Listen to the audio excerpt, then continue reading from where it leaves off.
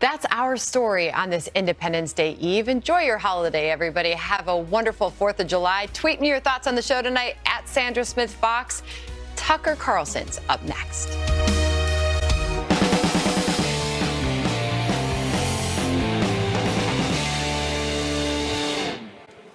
Good evening and welcome to Tucker Carlson tonight. It was supposed to be Trump's Katrina. Remember that?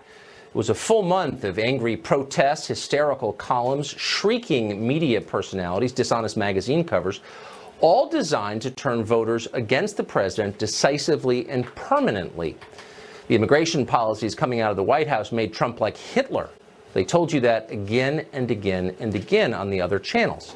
It was a month of nonstop drama, red-faced demagogues barking into TV cameras, progressive mobs threatening administration officials in restaurants. Things seemed to fall apart. What was the effect of all of this politically? Well, we now have a conclusive answer to that. In the first week of June, right before all of this began, the president's approval rating, according to the Real Clear Politics average, was 42%. His disapproval rating was 54%. That's a spread of 12 points. After a full month of all the cable news morons calling him Hitler, Trump's approval rating rose to 43%. That's one of the highest of his presidency. And his disapproval dropped to 52%. That's a spread of 9 points, an improvement over the beginning of the month.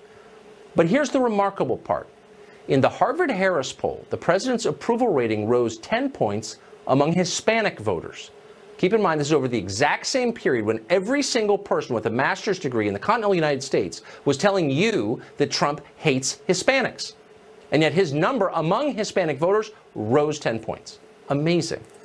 Could it be that the cable news dummies don't really understand the country they pretend to report on?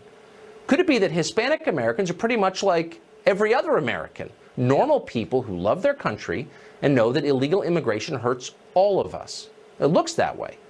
That's bad news for Democrats who are betting that a campaign of hysteria and race baiting would move voters to the polls on their behalf in November.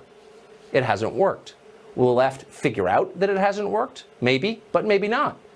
They've grown so confident that Trump is finished, over, done, that they're no longer hiding what they really think. They pulled off the mask and they're telling you directly.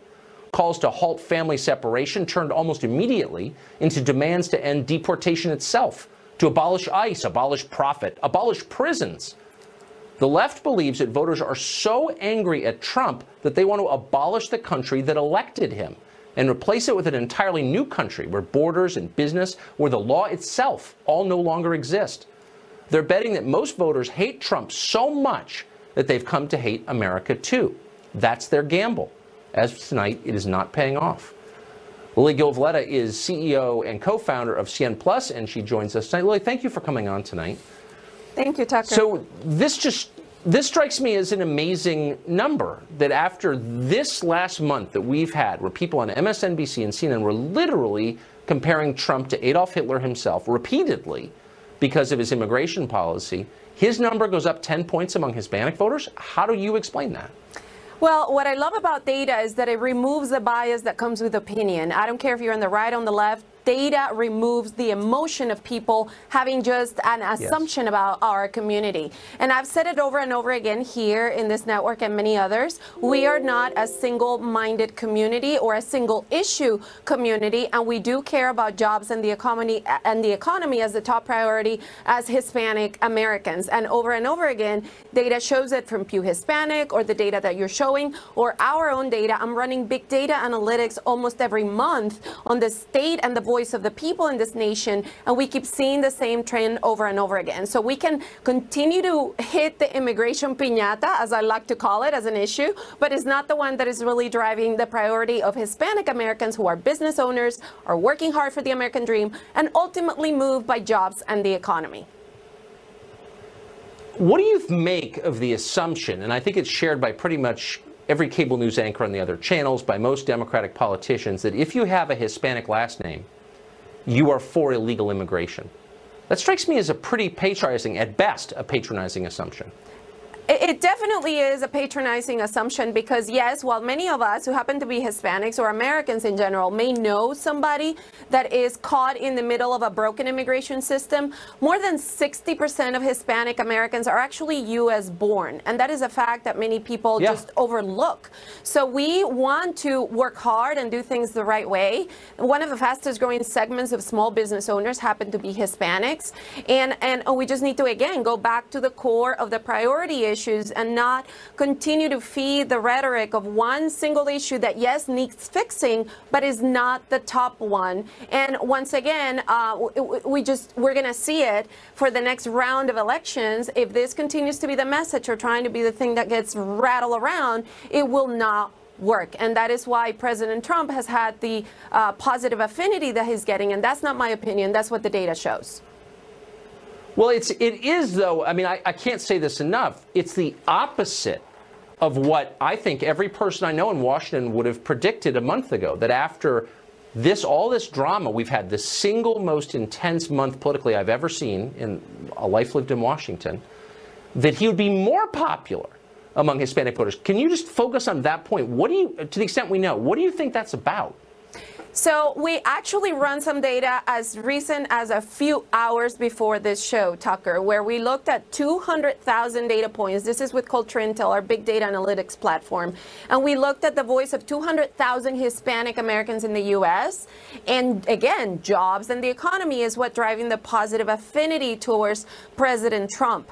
Immigration ranks as issue number 5. So there is a lot of noise around that. And people that care about that issue feel like that is the only issue. However, we are not a single-minded issue voter bloc or community. So again, it's diminishing the sophistication of this audience and the fact that we do care about growth, prosperity, and achieving that American dream, which people like me, I'm an immigrant myself, come here to work so hard for. And that is ultimately what we want to achieve, not just for us, but for all Americans.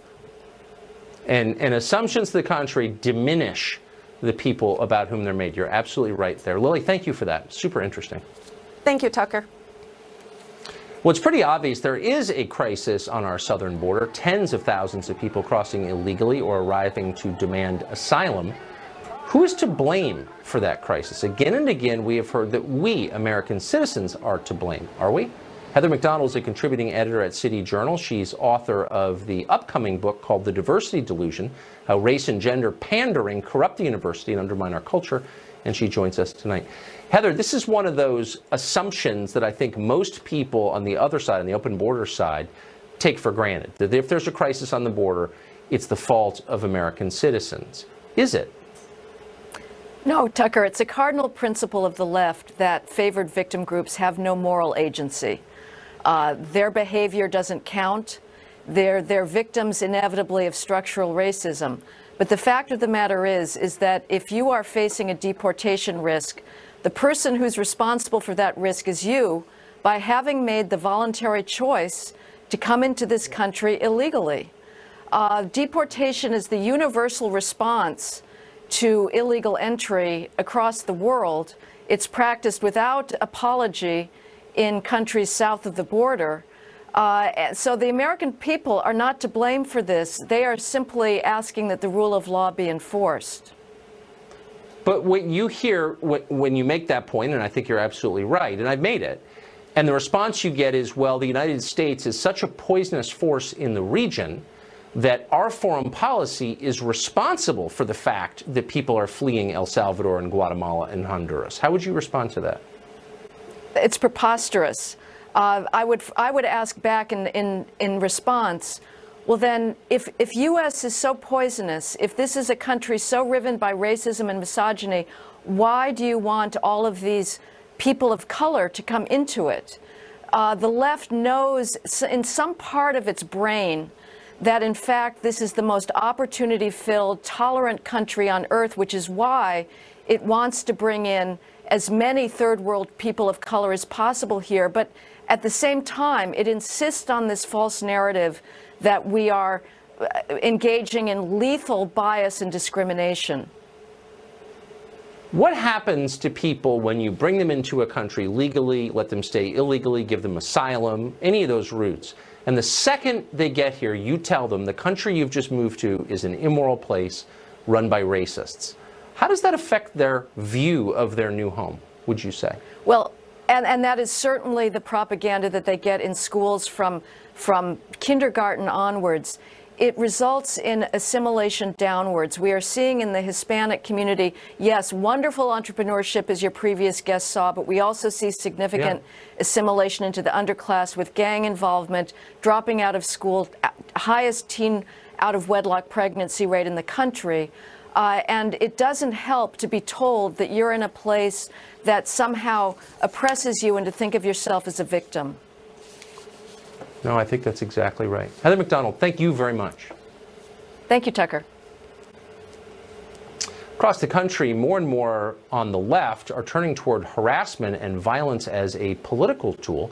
In Washington, a Secret Service officer was injured this past Saturday after he was attacked by a man following a pro-immigration rally. In the state of Nebraska, somebody smashed the window of a Republican office with a brick and then spray painted the phrase "Abolish ICE." Back in Washington, a lunatic teacher at the overpriced Sidwell Friends School, home of the children of many presidents, harassed EPA Administrator Scott Pruitt at a restaurant. And then today, this morning, went on MSNBC wearing a shirt that read, quote, "Your founding fathers owned slaves." In other words, this is a terrible country.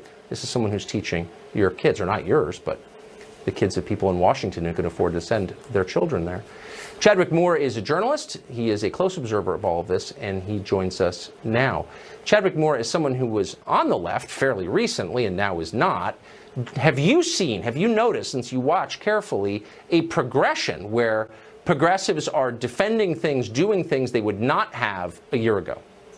Yeah, it seems that they are hankering for a civil war, and which would be very ill-advised considering we have all the guns, as well as the market on the world's most valuable resource, which is toxic masculinity.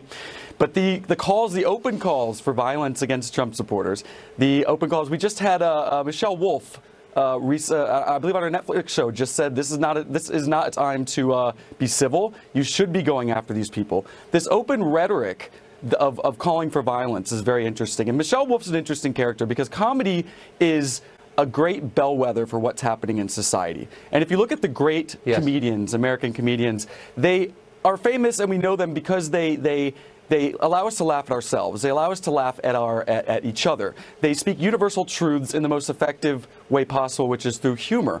You don't have that anymore in comedy on the left. You have somebody like Michelle Wolf who basically spreads, she has hateful ideology, hateful rhetoric. She's not funny. And this is the same with all comedians on the left. They are essentially, people aren't laughing because they're funny. They're laughing out of cruelty, not mirth. Because you can tell how emotionally damaged these people are basically by the results of the election. And they just want to hear the ideas espoused back to them. It's interesting that what could really come from this, I don't see how the Democratic Party really repairs itself after this, after Maxine Waters' comments, after all of this open violence. What you may see, and what might actually be the best thing for them, is for them to completely crash and burn, for them to just give up on 2020, maybe even 2024, in order to reinvent themselves. That's maybe when they become even more dangerous than they are now. But is there some, look, if there was a Republican member of Congress who stood up and said, next time you see someone you disagree with, assemble a mob of people and go confront and harass that person. I'd like to think I would be honest enough to say, you know what, that's totally over the line. That's just wrong. You're not seeing that response to Maxine Waters from our own party. Are there any adults left in the leadership of the Democratic Party? And will they be standing up soon to calm what is clearly becoming out of control? I don't see any leaders on the Democratic, on the side of the, any adults in the room. I don't, whoever does step up to do that and does go against the party, that might be the new face of the party, something they desperately need.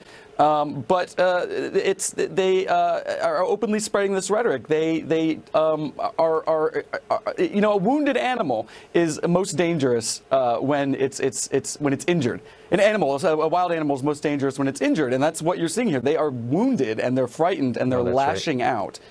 I don't know. So what is the effect on you? So you live, again, you were until pretty recently on the left. I think you live in a very liberal neighborhood. You come on Fox and give opinions that are not popular in your neighborhood. What's happened to your life? I've been shouted out in public places before. I went on your show to talk about that once.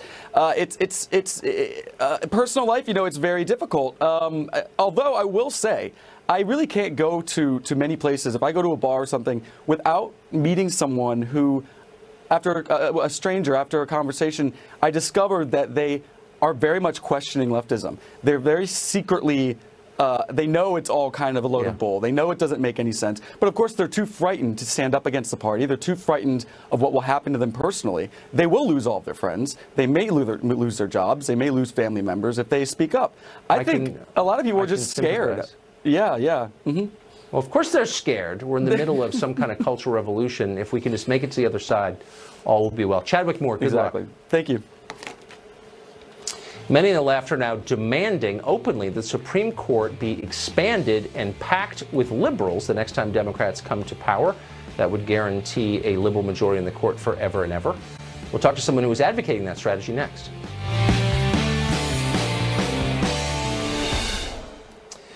While the left is taking Supreme Court Justice Anthony Kennedy's retirement hard, so hard in fact that some of them want to throw out the entire constitutional order and delegitimize the Supreme Court itself.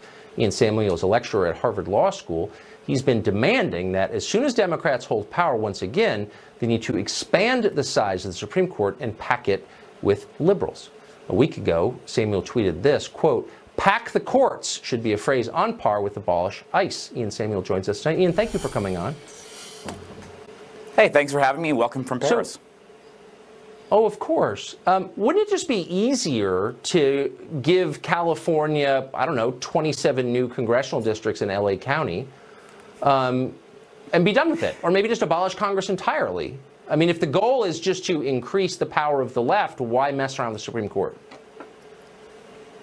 Well, the thing is, I think we very much agree on the basic end here, which is that the Supreme Court should not be a partisan institution subject to sort of like ideological swings. The problem is the Supreme Court, the justices of the Supreme Court, 14 out of the last 18 have been appointed by Republican presidents. They had sort of 11 in a row before Ruth Bader Ginsburg, which is kind of a surprising and almost remarkable achievement when you think about it. And so we're left in this position now where the partisan balance on the Supreme Court is way out of whack with what people have voted for. So what I'm really in favor of is returning the Supreme Court to being a sort of nonpartisan institution that is set away from the sort of fray of ideological politics. But we can't do that until we add some seats to correct the balance that we've lost, really. I love it. You're smooth, I will say that. So when you tweet, pack the court, quote, pack the court ought to be up there with abolish ICE. That is, in fact, a nonpartisan statement somehow. How does that work? How is that not? How is increasing the partisan Democratic representation on the court indeed nonpartisan? Well, when you encounter a jewel thief, you must steal things back, Tucker, as I'm sure you know. And look, I would love a sort of settlement once this is all done. I would love to get to a place, for example, where, maybe every president gets 2 or 3 guaranteed Supreme Court nominations. Maybe we should have an even-numbered Supreme Court. 10 justices, 5 from each party. I think that would be nice. It would require a little court packing, but that's the art of the deal. But the reality is we're way out of whack. And if we're to have any hope of moving forward with a Supreme Court that's not this kind of ideological partisan institution, we have a little mending fences to do. So let's do it. Right. So in other words, increase the power of the left and everything will be cool. But as long as it's center right in the court, I think by anybody's, look, if you match public opinion polling to the issues, you will see that the court is not way out to the right at all. And I've seen it. Oh, come it's on. Not. It's pretty much right in the Tucker, center. You don't believe that. It's not. On the issues, it is not. Well, so I do believe it, actually, because I know what the numbers are. I know you don't believe that, and I know you shouldn't, right? So, for example, I don't think either of us believe that the way that Citizens United should come out should be subject to a public opinion poll, even though you know as well as I do that 75% I'm not suggesting any of the decisions ought to be subject to public opinion. But that's not how law should work, right? You would agree with that. No, but you yourself, but you're making the counter case. It's hard. You're claiming that we need to pack the court, which a naked power grab by the left, we both know it, but you're saying we need to do that because it will be more representative of the public will.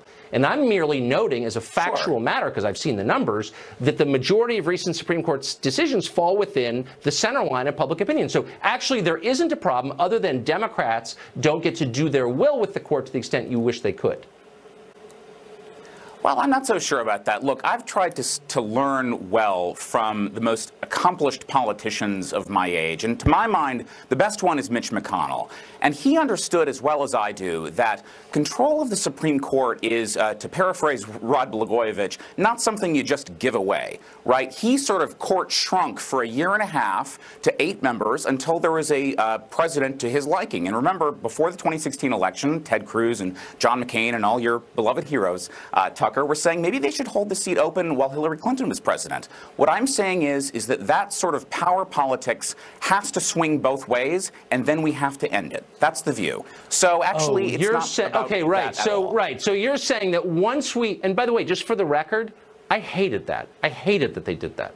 Not because I wanted some leftover in the court, but because I thought it was power politics. I said that at the time. I don't like Merrick Garland was a leftist, posing as a centrist, but I still was against not considering him. However, what you're saying is that was wrong. What should we do about it? Let's do it 20-fold. No, we should not delegitimize the court in the eyes of the public by packing it with lefties from Harvard. Okay, how about very this? cynical. I'm a reasonable That's more cynical than I am. How about this? I'm sorry, we're totally out of time. Yeah, give me one sentence. Okay. Socialism will win. Thanks for having me. Ian Samuel, thanks for revealing yourself. I appreciate it. From the border to any restaurant that a cabinet member dares to eat, America seems to be in the grip of a political crisis. Britt Hume will weigh in on that next. Congresswoman Maxine Waters of Los Angeles has been cheering on the harassment of Trump administration cabinet members. Today, the president struck back by tweeting this, quote, "Crazy Maxine Waters, said by some to be the most corrupt person in politics, rapidly becoming, together with Nancy Pelosi, the face of the Democrat Party. Her ranting and raving, even referring to herself as a wounded animal, will make people flee the Democrats!" Exclamation point. Is that true? Fox chief political analyst Britt Hume joins us tonight. Britt, it does seem like there is a realignment going on the left. Something momentous is happening in the Democratic Party. What do you think it is? Well, the Democratic Party has been moving left for a long time, and it is being tugged to go that way even more at the moment by some of the developments within the party. The sheer force of the never Trump, anti-Trump movement in the Democratic Party has had that effect. It is all systems are go for doing everything you can to resist Trump. Maxine Waters is a voice in that. And that is where we are. And of course, you had the election in New York City last week of a out-and-out socialist with lots of radical ideas that found favor among those constituents. She will be a voice in the party. She's an attractive young candidate, very well spoken. She has a good story to tell. So these people are a factor in the life of the Democratic Party as we are seeing it today, Tucker. So the argument against Trump that Democrats are trying to make is he's scary and radical. Now the Republicans, if they're smart, by no means a foregone conclusion, but let's say they are, they could say, yeah, maybe Trump's radical. But he doesn't want to abolish ICE or abolish borders or abolish profits or abolish the family. You're even scarier. Yeah, well, can they do that? Can Republicans flip it around? Well, that's exactly what Mr. Trump's tweet represented, and it was pretty straightforward in the words of the tweet itself. You know, he was saying that Maxine Waters and Nancy Pelosi, two of the most controversial and, if the polls are correct, unpopular figures within the Democratic Party, are now the face of that party. That's pretty, that's pretty straightforward hardball politics. But that's what you do. You try to associate a party with its most unattractive, politically unattractive elements. That's what he's trying to do there. And he's got some ammunition to work with now, courtesy of the party itself and some of its leading members. So I don't agree with Chuck Schumer's politics, but I think of Schumer as definitely a smart person. I don't think he's a radical. He's not a radical, personally. Why wouldn't Chuck Schumer call over to Nancy Pelosi or call over to the congresswoman who's going to represent the 14th district after the election and say, cool it down a little bit? Well, yeah, why wouldn't he do that? Apparently not. Well, he did express his disagreement with Maxine Waters in her advocating the continuing harassment of Trump officials in public places.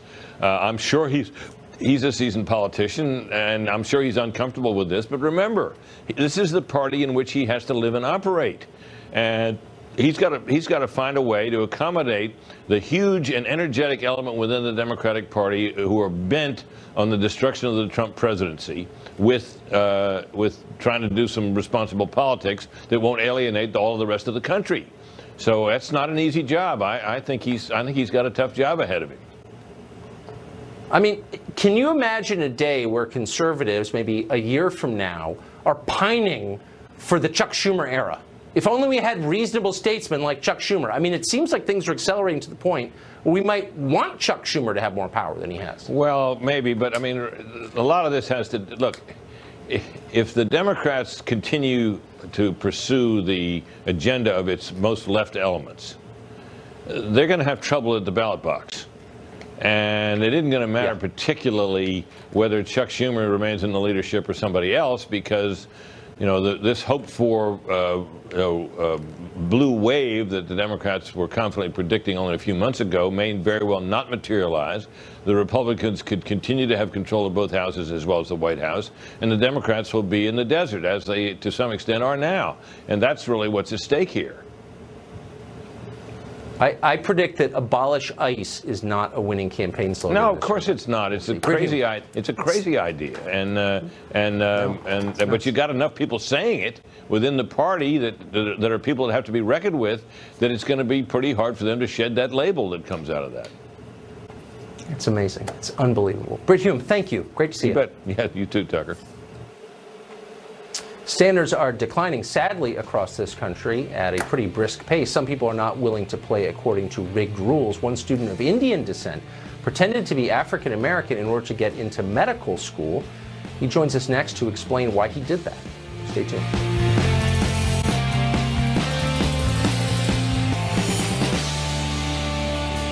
It was reported today that the Trump administration will be revoking Obama-era legal guidelines in which the federal government encourages college to use race as a factor in admissions, as if they needed encouragement.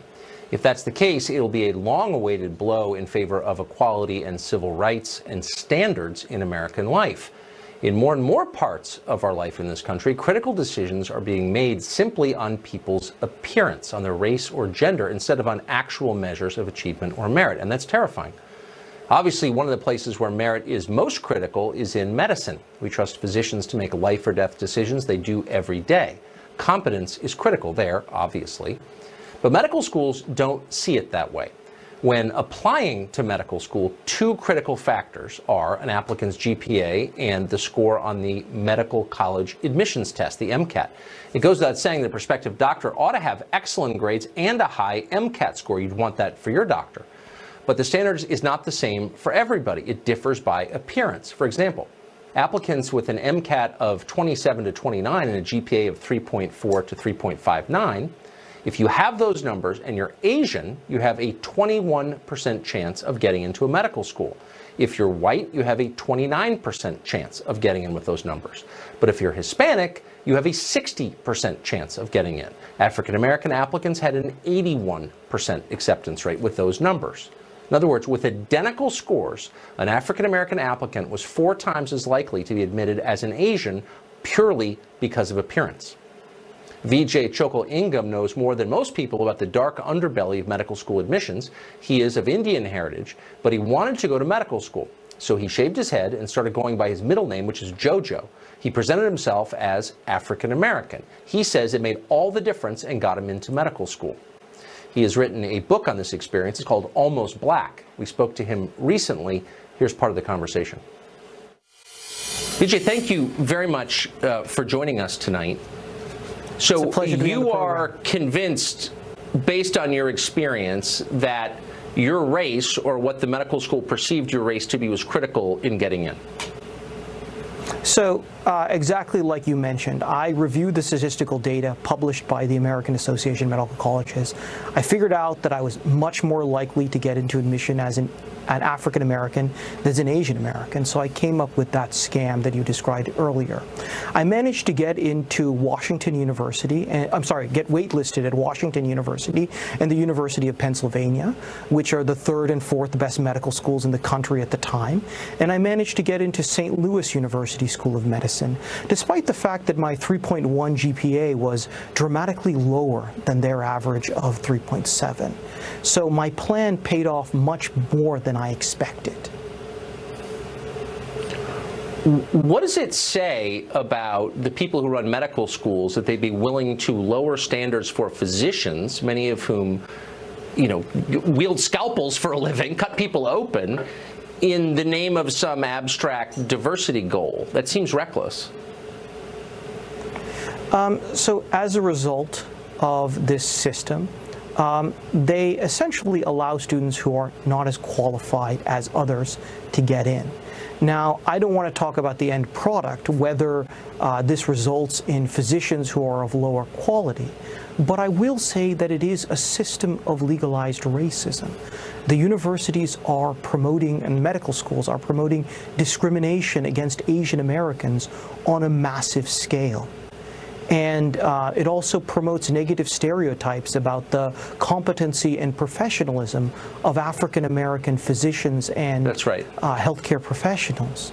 It's important to realize that there was a University of Illinois Urbana-Champaign-Schutte which showed that affirmative action actually promoted negative stereotypes about African Americans and Hispanic students.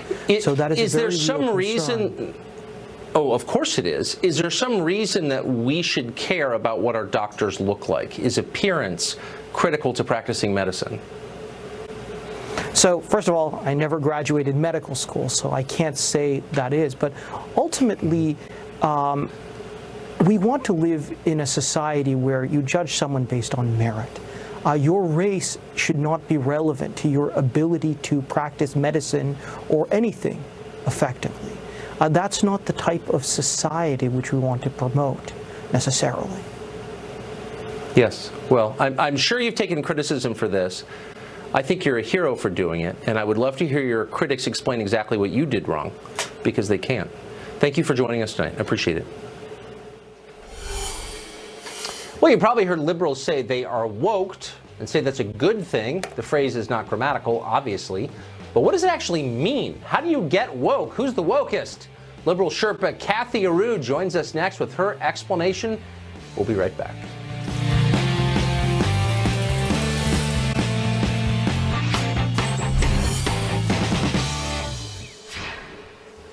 Well, tomorrow at their vegan cookouts or die-ins or whatever else the left does on July 4th rather than celebrate America, activists will be asking one another the single most important question of the moment: are you woke?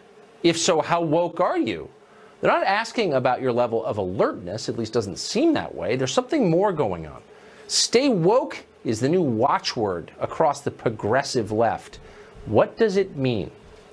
We have questions like this. There's one person we go to, Kathy Aru, founding publisher of Catalina Magazine and our liberal Sherpa. She joins us tonight. Kathy, what is woke? And are you woke? I'm woke, you're woke. Yeah, we know what's happening. We are not distracted. We know what is important with what's happening today. So we are aware. We are enlightened. We are woke. We are not busy with things that don't matter. We know what matters. We know what's going to happen. We know what the future is important, what it's about. So we're woke. We have to stay woke. Both? Wait, we're both woke. You and I are both woke. I think you're woke. Who's the woker of the two, would you say? You or me? Well, of course you. It's your show. You are the woker. You're the wokest. Really? Because I think of myself as more like comatose, the opposite of woke. No, you're kind the wokest. Like the wokest. Sedated. Yeah. Okay, the wokest. No, I would never but say I that thought about there you. was a political connotation to wokeness. Well, yeah. I mean, and you had to kind of be on the progressive left to be fully woke. Well, it's almost as if, let's just say, give an example when people are talking about the wall and building a wall with Mexico. And perhaps the left would say the wall is not that important because immigration was a real problem in 2007. You're not woke, stay woke. That's so 2007. Are you asleep? Stay woke. Okay, so the woke position would be build the wall, make America great again. That's the woke. No, that's a distraction. The wall is not needed. Immigration was a much bigger problem in 2007. It is not a big problem today. So that is a distraction. No, the conditions that people are living under in the United States and the detention centers, that's a real problem. So that, stay woke, stay focused. Keep thinking about what really matters, not on these things that don't matter. Who decides? Right. Who decides, though? Because there are some subjective elements to this scheme you're describing. I mean, somebody's going to have to decide what's woke and what's not. Is there a woke council? A woke council would be reality. Reality decides. So if you think reality decides. It's settled science. Okay. Right. On the street corner, if there's a nice policeman giving a lollipop and everyone says all policemen are so sweet, someone from the Black Lives Matter movement might say, but there have been issues with the police. Stay woke. So what if you had a child, what if you had a child who didn't, for example, hate the police enough or wasn't enthusiastic enough about illegal immigration? Your kid was not woke. What would you do with an unwoke child? Well, children should keep their adolescence and childhood and happiness for as long as possible. But if they read Alice in Wonderland, they would be exposed to this concept of don't fall asleep, don't fall down that rabbit hole, stay focused, be woke. That's where it came from. Really, the 1800s was the concept of don't be asleep, don't accept an ignorance is bliss.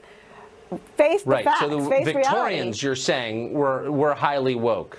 They almost created the term. They almost created this term to be woke. Yeah, and then came in the 90s. It's so funny because when you think of the Victorian era, you think really more of sexual repression and ankle-length dresses. Sleepers and, you don't really think of Black Lives Matter. Well, luckily, a lot was learned from that era, so we don't have chimney sweepers today because people were able to get woke and change, and that's how things happened. People woke up. Do you think, and just this is slightly off topic, but it's related, is there a kind of dreamlike LSD-infused quality to modern progressivism, or is that just my imagination? This whole concept is to stay woke, is to not fall asleep at the wheel, is to not be in la-la land. So to not distract, as maybe a President Trump would distract with the wall, you're telling people, stay woke. That's not the issue. Wow. Yeah, wow. It's the sound of one hand clapping. You can LSD, sleep while woke. LSD. It's amazing. Kathy, thank you. You're welcome. Stay woke. No 4th of July barbecue is complete without an extra helping of the Liberal Sherpa. Don't miss tomorrow's special Liberal Sherpa edition of this program, a full hour, tomorrow night, 8 p.m. Eastern. Up next, an amazing story. A youth soccer team in peril in Thailand, trapped in a flooded cave. How did that happen? How can they be rescued? Do they have hope? We have an expert on cave rescues next.